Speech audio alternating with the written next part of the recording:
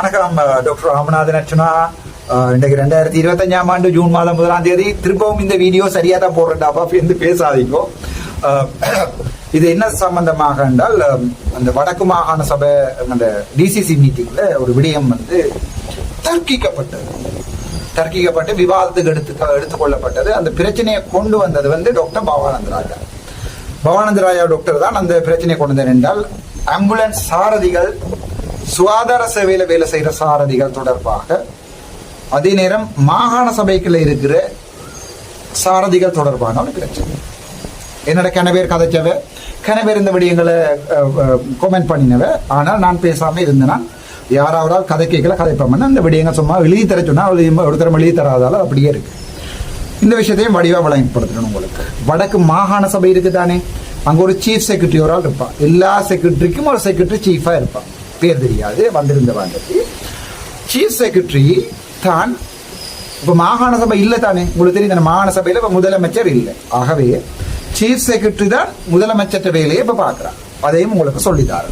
So மாகாண சபை இல்லை, அங்க இருக்க சீஃப் செக்ரட்டரி தான் எல்லா கடிதங்களையும் சைன் பண்ணுவான். காசுகளுக்கு எல்லாத்துக்குமே அவ தான் பொறுப்பு. சரி தம்பி மாரோ, சந்தோஷம். அங்க டிரைவர்ஸ் இருப்பினம் ஒவ்வொரு டிபார்ட்மெண்ட்டுக்கும். அக்ரிகல்ச்சருக்கு டிரைவர்ஸ் இருப்பினம், ஹெல்த்துக்கு டிரைவர்ஸ் இருப்பினம், சேஃப் எஜுகேஷனுக்கு டிரைவர்ஸ் இருப்பினம், மற்றது முக்கியமான எல்லா திணைக்களங்க நாடு, அது மற்ற 4வது ரோட் டெவலப்மெண்ட் நினைக்கிறோம், எல்லாத்துக்குமே டிரைவர்ஸ் சரிதானே. அது மாதிரி ஹெல்த்துக்கு இருக்கிற டிரைவர்ஸ் இந்த 4 பேர் எல்லாருமே ஒரு எக்ஸாம்பிள் பாஸ் பண்ணி வந்தார்கள் தான். நான் ஹெல்த்துக்குலாம் வந்திருக்கேன். நான் அடிஷனலாக அவைக்கு இந்த ஹெல்த் டிரைவர்ஸ் பிசிக்கல் கண்டிஷனை எக்ஸ்ட்ராவா செக் பண்ணியிருப்பாரு. நார்மலா விட அடிஷனலாக செக் பண்ணிருப்பாங்க. இதில் 1-2 பேர் மற்ற டிரைவர்ஸ் குத்தி முடிஞ்சு கமெண்ட் போட்டிருந்தா பார்த்தீங்கன்னா, நான் உங்களுக்கு எதிராக ஒன்றும் கதை கிடையாது.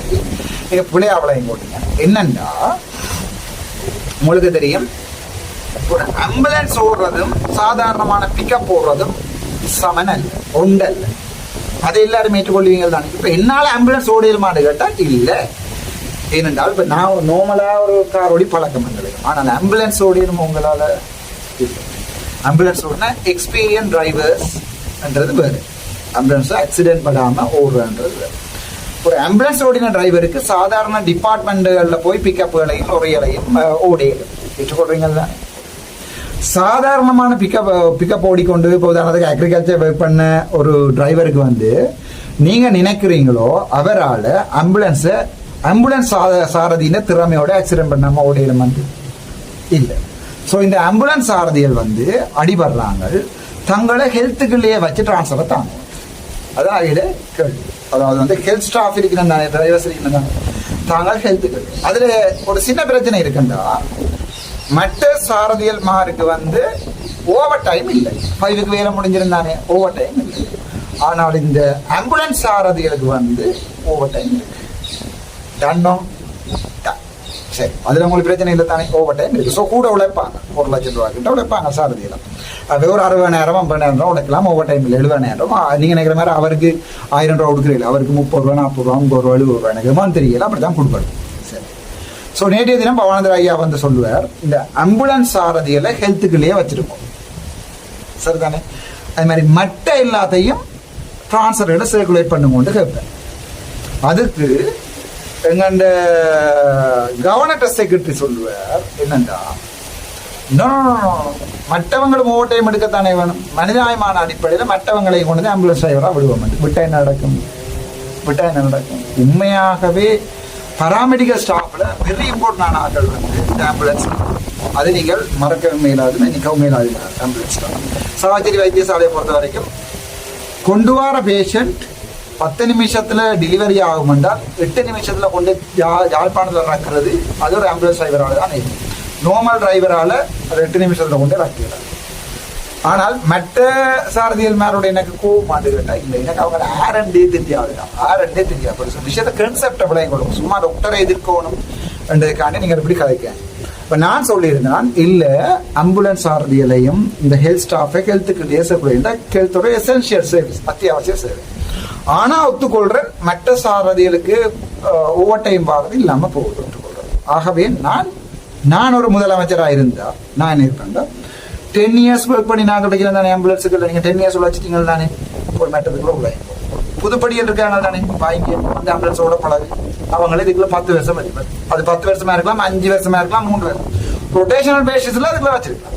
அதுல எந்த பிரச்சனையும் இல்லை. உடனடியா படம் அங்க தூக்கி இங்க தூக்கி எல்லாத்தையும் போட்டு ஒரு சாம்பார் மாதிரி ஆக்காம 5 years 8 years அல்லது 3 years அதை நீங்கள் உங்களோட தொழிற்சங்கங்கள் தான் தீர்மானிக்கும். அந்த டைமுக்குள்ள ஓடினாக்களை அங்கேயே இருக்க பண்ணி போடு. 10 years உழைச்சிட்டோமா, வயசு போயிட்டா வயசு போனாக்களால ஆம்புலன்ஸ் ஓடிடாது. Will send them to the normal department. ஜங்கான படிகளை பிடிச்சி திருப்பி இதுக்குள்ள ஒரு 10 years வச்சிருக்கிறது. ஆம்புலன்ஸ் ஆரதிகளுக்கான வேகன்சி கூட என்று சொன்னால் அதுக்குள்ள கொண்டு போய் நாங்கள் என்ன செய்யலாம், வேகன்சியில கூட்டி வைத்தியசாலைக்குரிய ஆம்புலன்ஸ் போது வந்து தீவிர பகுதியில இருந்து யோசிச்சு பாருங்க. ஒரு பிசிக்கலி ஏழுமான ஒரு ஆம்புலன்ஸ் ஓடி பழகின சாரதி ஓடுறது பெட்டரா அல்லது சாதாரண ஆக்கள் ஓடுறதான்றதை யோசிச்சு பாருங்க. ஆகவே இதை பிள்ளையா விளங்காம எங்களோட இளங்கோவன் நினைக்கிறேன் பேர் தெரியல, கவர்னர் செக்ரட்டரி 10 பேர் அப்படி எல்லாரும் மனிதாயமானம் பார்த்து செனத்தை சாப்பிடலாம். இது வந்து எசென்சியல் சர்வீஸ். ஆனா அவங்க பாவம் மற்றபடிகள் வந்து ஓவர் டைம் எடுக்காம இருக்கிறது மனச்சாட்சிக்கு பிள்ளை. ஆகவே அவங்கள ஒரு செட் ஆக்கி ஒரு குரூப் ஆக்கி இன்னொரு 5 years எடுங்கோ. இங்க 10 years இருந்தாக்கா வழியே போடுங்க. அது கூட செய்ய தெரியாம நீங்கள் ஒரு ஸ்டாஃபை மேனேஜ் பண்ண தெரியாம நீங்கள் எனக்கு விளங்கியது. ஆகவே இதுதான் உண்மை. அந்த கதைச்ச வீடியோ எடுத்து பார்த்துட்டு அதை பார்த்துட்டு சில பேர் கமெண்ட் பண்ணியிருந்தவே என்ன டாக்டர் பேத்தனை மகான் விட்டுருக்காரு, அப்ப நாங்கள் ஓவர் டைம்ல இல்லையாடா. நான் அப்படி யோசிக்கிறேன். நான் ஒரு நாளுமே நீங்களும் வாழணும், மற்றவனும் வாழணும், எல்லாரும் சமமா வாழணும் மட்டும் தான் நான் யோசிப்பேன். ஆம்புலன்ஸ் டிரைவர் மட்டும்தான் உழைச்சி கொண்டு போகணும், சாரம் பெருக்கணும்னு யோசிப்பேன். ஒரு 10 years வேலை செய்ய ஆகிறதுக்கு எங்களுக்கு போட்டு புதுசாக கொஞ்சம் பேர் எடுத்து ட்ரெயின் பண்ணுவோம். சின்ன ஹாஸ்பிட்டல் பக்கத்தில் உள்ள ஹாஸ்பிட்டலுக்கு ஃபர்ஸ்ட் விடுவோம், அது பிறகு தூரம் விடுவோம். அங்கே இருந்து அமர்த்தி கொண்டு ஓடி எடுத்தோம். கிளிநொச்சியிலேருந்து யாழ்ப்பாணம் வந்து ஒரு எக்ஸ்பீரியன்ஸ் டிரைவர் ஓடி வாரது, ஒரு நார்மல் டிரைவர் ஓடி வாரதும் ஓகேயோ இல்லை. ஸோ அவங்கள எக்ஸ்பீரியன்ஸ் ஆக்குவோம். அதுக்கு ஒரு பொறிமுறை உண்டு, ஒரு சிஸ்டம் உண்டு, ஒரு எலக்ட்ரானிக் ஆப் ஒன்று கிரியேட் பண்ணி உங்களோட டேட்டாவை வடிவாக மெயின்டைன் பண்ணி செய்யுங்க. அதை விட்டு போட்டு ஸ்டாஃபுக்குள்ள பிரச்சனையை கொண்டு வர்றது, ஸ்டாஃபுக்குள்ள பிரச்சனைகளை கூட்டுறது, அதுதான் பிரச்சனை. அதை நான் சொல்லிக்கல, சில பேர் குத்தி முடிஞ்சது. ஆனால் நான் சொன்னதுன்ற சாராம்சம் அதுதான். யாராவது டிரைவர்ஸ் இருந்தால் இந்த வீடியோ தயவு செய்து அவங்களுக்கு அனுப்புங்க. ஏன்னால் மற்ற டிபார்ட்மெண்ட் இருக்க டிரைவிங் ஸ்டாஃப் பாவம் தான் நான் நெட்டுக்கொள்றேன். அதே ஒரு குறிப்பிட்ட காலத்துக்கு எடுத்துட்டு இதில் கனகாலம் இருக்கிறார்கள் வெளியில போடுவோம், அதை நான் ஒத்துக்கொள்றேன். அல்லது ஒரு போட்டி பரீட்சை மாதிரி ஒன்று வச்சு ஹெல்த் ஸ்டாஃபை அந்த போட்டி பரீட்சையில் அந்த ஹெல்த் டிரைவர்ஸ் எடுக்கும். ஏதாவது முன்னுரிமை இருக்கத்தானே வேணும். தனக்கு தெரிஞ்ச மாமா சித்தப்பாண்ட பிள்ளைய கொண்டு ஆம்புலன்ஸ் டிரைவரோட விட்டு கூட காசு உழைக்க கூடாது. பரணி வைத்தியசாலையில 3 தரம் ஆம்புலன்ஸ் அடிபட்டதாம் சொல்லி என்னுடைய டாக்டர் பவானந்த ராயா சொல்றேன், எனக்கு தெரியாது. அப்ப நான் அதை பார்ப்பேன்டா ஓகே அப்படின்னா அவங்களுக்கு ட்ரைனிங் கொண்டு கொடுக்கணும். 2வது அவங்கள ஒரு சர்க்குலேட் பண்ணணும், ஒரு சிஸ்டமைஸ் வேக்குள்ளால சர்க்குலேட் பண்ணணும். ஸோ அதே மாகாண சபை செக்ரட்டரி செய்யணும். அதை நீங்க செய்யலை என்று சொன்னால் அதன் பாதிப்புகள் எனக்கு இல்லை, அந்த பாதிப்புகள் பொதுமக்களுக்கு தான். ஆகவே நீங்கள் பொதுமக்களோட நலன் கருதி அதை கொஞ்சம் கன்சிடர் பண்ணி செய்யணும். உங்களோட ஆர்கியூ பண்ணினா நான் அதான் ஹெல்த் ஸ்டாஃப்ன்றது வேறு, அது எசென்ஷியலாக ஒரு கொஞ்சம் பேரை வச்சுக்கொண்டு. இப்போ உதாரணத்துக்கு சாவச்சேரி வைத்தியசாலை தான் 3 டிரைவர்ஸ், எனக்கு தெரிய 3-4 ஆம்புலன்ஸ் நிற்குது, 4 ஆம்புலன்ஸ் நிற்குது, மெர்சிடிஸ் பென்ஸ்ல இருந்து ஃபோர்டு நிற்குது. ஸோ 2 எக்ஸ்பீரியன்ஸ் டிரைவரை வச்சுக்கொண்டு 2 பேரை வேறு டிபார்ட்மெண்ட் எடுத்து போடும், ஒரு பிரச்சனையும் இல்லை. அவன் மிச்சம் 2 பேரும் ஓடி பாடாட்டும். கொஞ்சம் கொஞ்சமாக நார்மல் பேஷன்ஸ் இருக்குது தானே, அதை ஓடி பழகட்டும். பிறகு ஹார்ட் பேஷன்ஸ் ஓடட்டும். 10 நிமிஷத்தில் கொண்டு சேர்க்கணும்னா கொண்டு சேர்க்கணும். அதைத்தான் நான் சொன்ன பிள்ளையா வழங்கி இருக்கிறீங்க டிரைவர்ஸ். தம்பி எனக்கும் உங்கள் எல்லாருலேயுமே கரிசனை இருக்குது. ஆனால் அதை விட மக்கள் ஒரு யோசிச்சு பாருங்க. அப்போ ஒரு டெலிவரி கொண்டு வர பேஷண்ட் உண்டு, நீங்கள் கொண்டு ஆக்சிடென்ட் பண்ணிட்டீங்கன்னா அதில் போலீஸ் இறக்க விட மாட்டான் ஆம்புலன்ஸ். அந்த பிள்ளையும் அதில் டெலிவர் பண்ணிடும். ஸோ ஒரு குழந்தை பிள்ளை செத்தும் போயிடும், ஒரு அம்மா டெத் ஆயிடும். அப்போ அதில் யோசிச்சு தான் ராசா நான் இதை சொன்னாலே மற்றபடி உங்களை எந்த கோபம் இல்லை மேனேஜ் போடும், உங்களை எந்த கோபம் இல்லை. பட் அதுக்குரிய பொறிமுறையை மாகாண சபை உருவாக்கணும்ன்றது என்னுடைய தாழ்மையான வேண்டுகோள். இதுதான் அந்த கதைக்கப்பட்ட விடயம் தெளிவில்லாமல் வெளியாவதற்கு வழியாக நீங்கள் கொஞ்சம் கோவப்பட்டிருப்பீங்க நினைக்கிறேன். இந்த வீடியோ உங்களை தெளிவுபடுத்த நினைக்கிறேன். நன்றி, வணக்கம். டாக்டர் ராமநாத்.